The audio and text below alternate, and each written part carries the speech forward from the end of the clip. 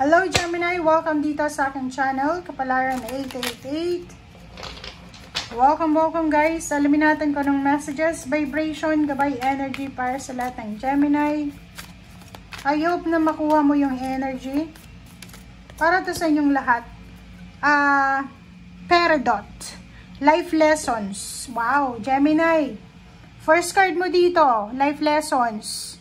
Dito sa Gemini, sa barahang to, sinasabi na you can break free from recurring negative patterns by praying to know the lesson and blessing they contain. So, ang sinasabi sa'yo dito ng barahan ng Peridot card na to, na pwede kang makaalis sa kung anumang negative patterns na paulit-ulit na nangyayari sa buhay mo by praying. So, prayers talaga, walang imposible. Lahat dito sa mundo na nangyayari sa atin, walang nare-resolve ng dahil lang sa wala. Kailangan nating mag-pray. Okay. Gemini.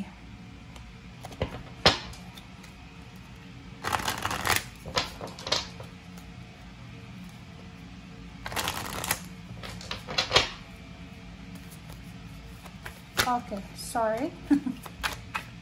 Ang dalas na ito. Wow!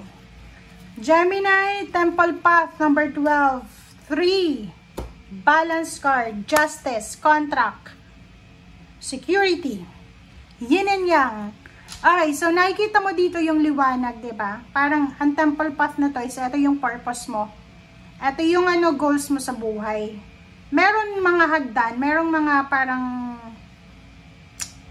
ways, or parang merong mga struggle papunta doon. But, sinasabi ng baraha dito na siguradong sigurado na, Gemini. So, pwede ikaw ay graduating na college student. Pwede namang malapit ka nang mag-retire. Or pwede naman siyang basta malapit na to. Parang sinasabi na siguradong sigurado na yung pangarap mo. Maliwanag na maliwanag yung daanan diba? Kung dati ay medyo confused ka, kung dati is ang daming mga kumukontra sa gusto mong mangyari sa buhay mo, dyan sinasabi sa'yo, Gemini, na ngayon, parang smooth lang yung takbo ng buhay mo. And yun, huwag mong kakalimutan na mag-pray. Okay? Wow. Zero the Fool. Ang galing naman. Ang ganda.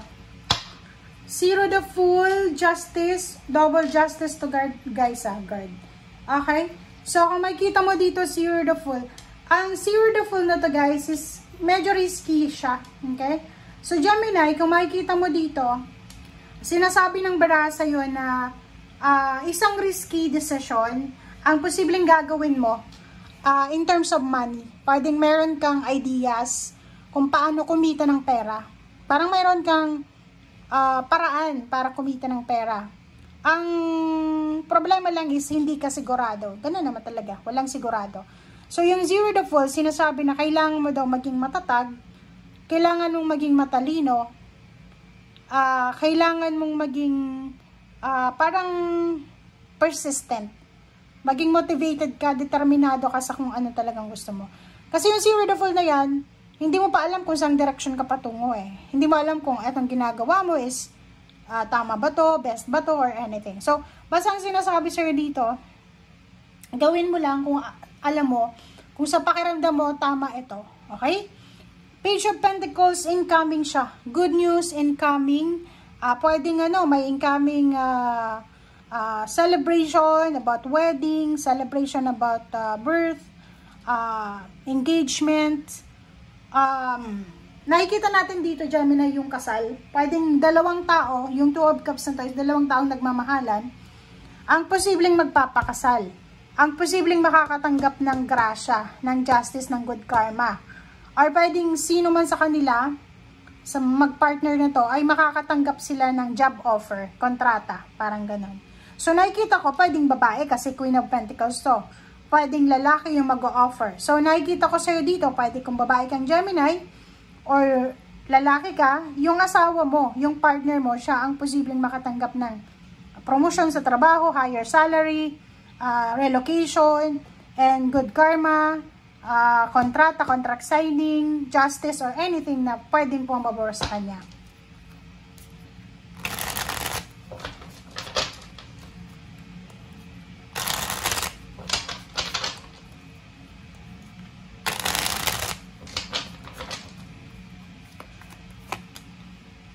Okay. 5 of Wands. Nakikita ko sa iyo, Gemini, mabilis kang magtiwala. Yun lang yung problema dito eh.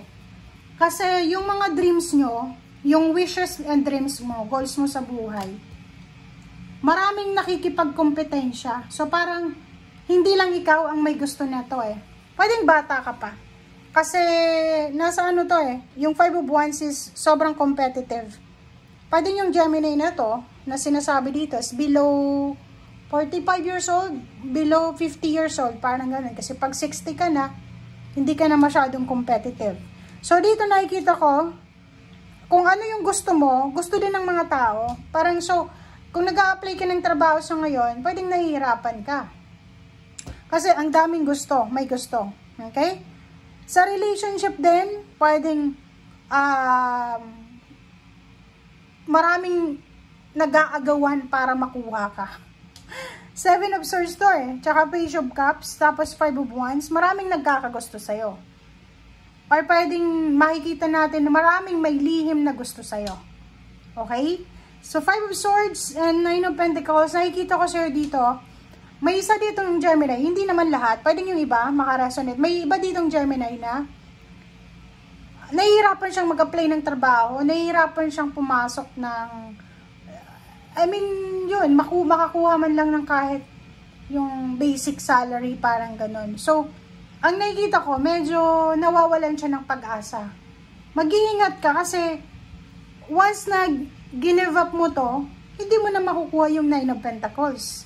'Di ba? Parang kung kailan mo give up yung gusto mo, tsaka pumasok yung blessings na to.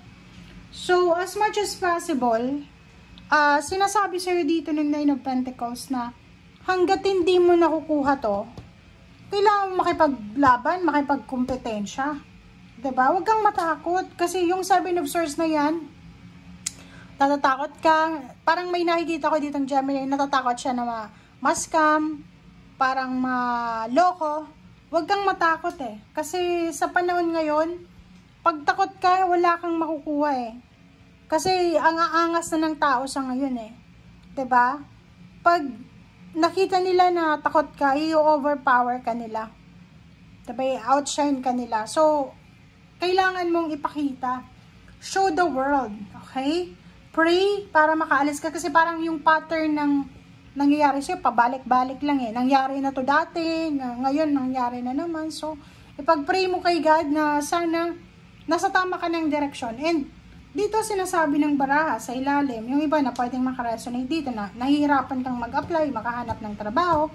Kung ano yung available sa ngayon, doon ka muna. Okay? Huwag mo munang i-push yung bagay na gusto mo habang hindi pa to available. Okay? Thank you guys. Bye!